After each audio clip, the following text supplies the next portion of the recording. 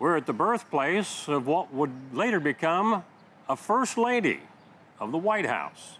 Back with more after this on Markings of History. Pain was interfering with Tiffany's active lifestyle. Same-day hip replacement at the Adina Orthopedic and Spine Institute got her back to the community she calls home. At Adina, we do what we love, so you can too. I'm Mike Smith, Litter Media, along with Kevin Coleman of Intrepid Heritage Services, and we are at the location, or at least the house, where Lucy Webb Hayes was born. And Kevin Coleman, who's with us, Kevin, Lucy was later to become, I guess, one of the first persons referred to as a First Lady of the White House? She was the first president's wife to be referred to as the First Lady during her lifetime. She was also the first president's wife to have a college degree. Now, she was born in this house, which is the Lucy Webb Hayes house, although the house is located in a different place than where she was born, correct? Right, it's been moved 1.5 times, as I like to put it. It originally stood at 56 East 4th Street. There's now a nice Victorian house there, and that was built by Mordecai Cloud Hopewell, the namesake of the Hopewell culture. And it is said that his wife prevailed upon him, don't tear down this house. So Hopewell sold it, and it was moved up the street, down Payne Street, and to this site at 90 West 6th Street, and it took several days. It was called the moving of Jumbo because it blocked traffic.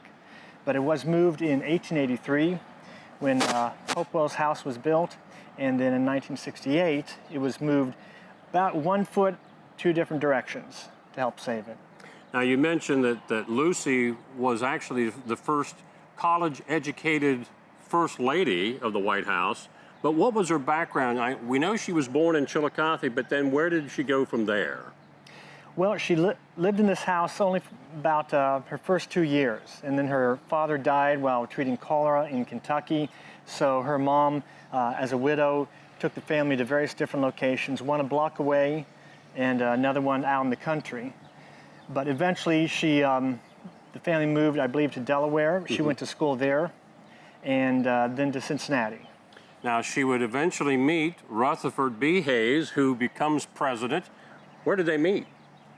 In Cincinnati. He was a young attorney, and she was a little young. He was young, she was younger by about 11 years. And he said, just met wonderful Lucy Webb, too young to fall in love with. Yeah. They met again after a few years, and he allowed himself to fall for her, and they got married in Cincinnati in her mother's house. One other thing about Lucy, we talked about she being referred to as the First Lady, but she also had a nickname of Lemonade Lucy. What's that all about? Well, first of all, that was not a nickname you would say to her. But when the presidency started in 1877, there was a disastrous reception with the Russian delegation. And so Rutherford said, no more alcohol. So and that was attributed to Lucy as a teetotaler, which wasn't entirely accurate, but Lemonade Lucy is her nickname. It's all here in Chillicothe, the Lucy Webb Hayes house on 6th Street in Chillicothe. Joining me today has been Kevin Coleman of Intrepid Heritage Services, and for our producer, Aaron Glandon, I'm Mike Smith for Litter Media.